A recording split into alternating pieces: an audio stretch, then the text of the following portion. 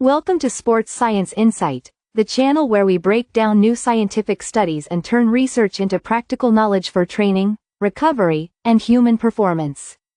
Today, we are looking at the article, The Impact of Microdosed Plyometric Training on Speed and Explosive Abilities of Football Players During the Preseason.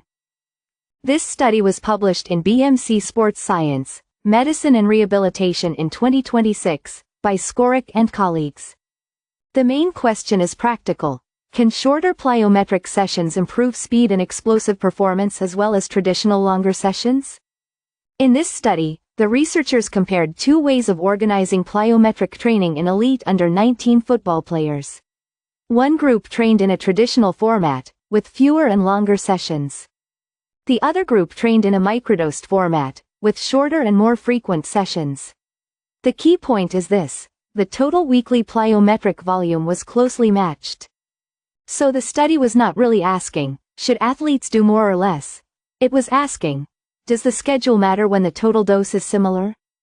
And if you want more evidence-based breakdowns on football performance, exercise physiology, training science, and athlete development, subscribe to Sports Science Insight.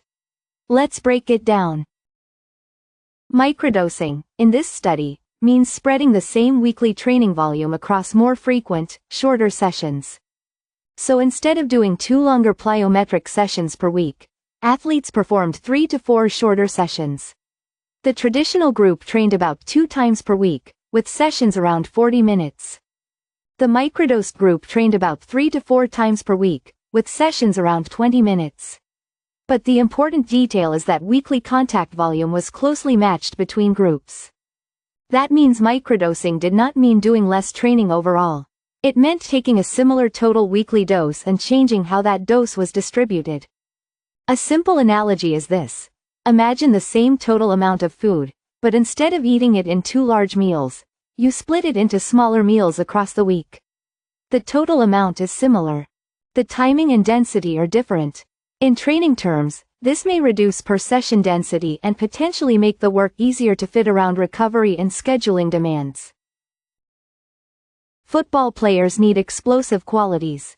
They need sprint speed, acceleration, jumping ability, change of direction, and the ability to repeat high-intensity actions during training and matches.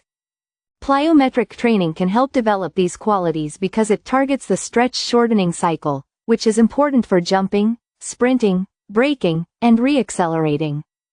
But coaches face a practical problem. Modern football schedules are crowded. Players may have tactical sessions, technical work, strength training, school responsibilities, travel, recovery needs, and matches.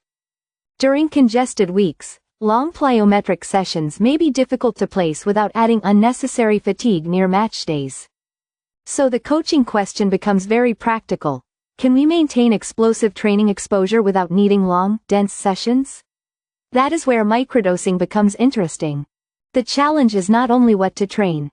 The challenge is where to fit it. The study included 24 elite under-19 male football players. The intervention lasted 8 weeks during the preseason. The players were divided into 2 groups. The traditional training group performed plyometric training 2 sessions per week, with sessions of about 40 minutes. The microdosed group performed plyometric training 3 to 4 sessions per week, with sessions of about 20 minutes.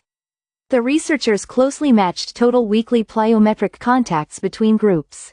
That is important because the study aimed to compare the distribution of the training dose, not a higher versus lower total volume.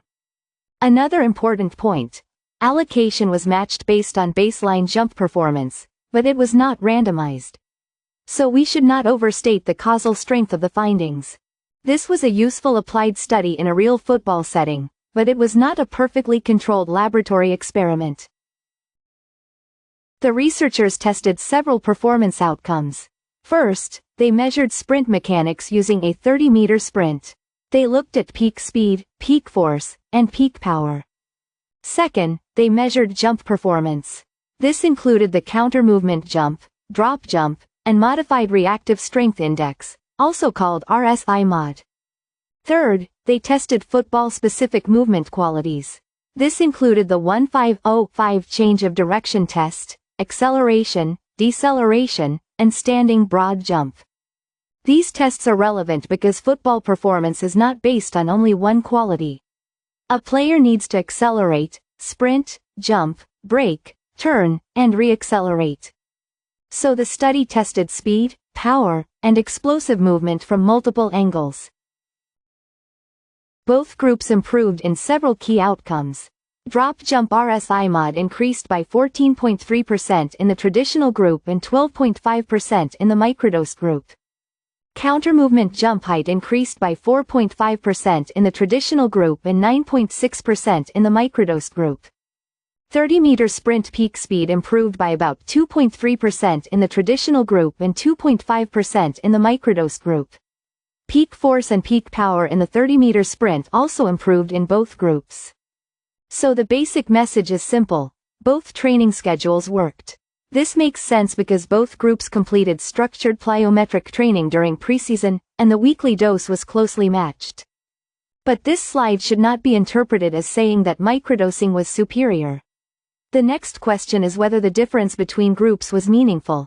And that is where the study becomes even more interesting. When the researchers compared changes between groups, they found no evidence of significant differences. Microdosing did not clearly outperform the traditional format. Traditional training did not clearly outperform the microdosed format. So there was no clear winner. But this does not prove that the two methods are identical. That distinction matters. A lack of statistical difference is not the same as proof of equivalence, especially with only 24 players. A more responsible interpretation is this: in this specific group of elite under-19 male football players, during an 8-week preseason, and with weekly plyometric contacts closely matched, both formats produced similar short-term improvements. That gives coaches practical flexibility. If time is available and recovery is manageable, traditional sessions can work. If the schedule is tight, microdosed sessions may also be a practical option. No magic bullet, no clear superiority, but strong programming flexibility. So, why would a coach choose microdosing? Not because it is automatically better. The reason is tactical and practical. Microdosing can reduce the density of stress in a single session. Instead of putting many plyometric contacts into one longer workout, the coach can spread them across shorter exposures. This may be useful during congested weeks, when players have matches, tactical priorities, school schedules, travel, or limited recovery windows. It may also help coaches maintain frequent exposure to explosive movements without needing long gym blocks. But again, we need caution. The study did not objectively measure fatigue, soreness, sleep, stress, or wellness. So we should not say that microdosing definitively reduced fatigue. A better statement is this: microdosing may help coaches organize the same weekly plyometric dose in a way that is easier to fit around the realities of football. It is a scheduling solution, not a shortcut. This study is useful, but not definitive. First, the sample was small. Only 24 players were tested, which limits the power to detect smaller differences between groups. Second, the participants were elite under-19 male football players from a single club. So we should be careful when applying the findings to female athletes, younger players, adult professionals, amateur players, or in-season competition periods. Third, the allocation was matched, but not randomized. That means some differences between groups may still have existed. Fourth, there was no football-only control group.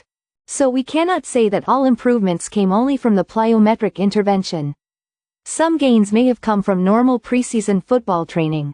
Finally, external load and recovery were not objectively monitored. Things like match minutes, running load, sleep, stress, soreness, and wellness could have influenced results. So the best interpretation is this: the study gives us a useful applied signal, but the findings need to be contextualized. Useful, but not definitive. So, how can coaches use this information? First, define the weekly plyometric dose. The weekly training target still matters. Second, look at the schedule. If the team has more time, better recovery, and protected training days, a traditional format may work well. Longer sessions can be practical during preseason weeks with enough recovery. Third, if the schedule is congested, microdosing may be a smart option. Shorter 20-minute blocks can help maintain explosive exposure without concentrating all contacts in one session. Fourth, monitor the athlete. Training choices should depend on readiness, fatigue, match load, technical demands, recovery, and individual response. The final message is simple. For explosive performance, the weekly dose matters. But the schedule can be flexible. Microdosed plyometrics are not a magic method. They are a practical way to organize training when time and recovery are limited. If this video helped you understand how microdosed plyometric training can fit into football performance, subscribe to Sports Science Insight. Here, we analyze new scientific studies and turn them into practical knowledge for athletes, coaches, students, and anyone interested in evidence-based performance. Leave your comment below. Would you prefer 2 longer plyometric sessions or several shorter microdosed sessions during the week? Thanks for watching, and I'll see you in the next breakdown.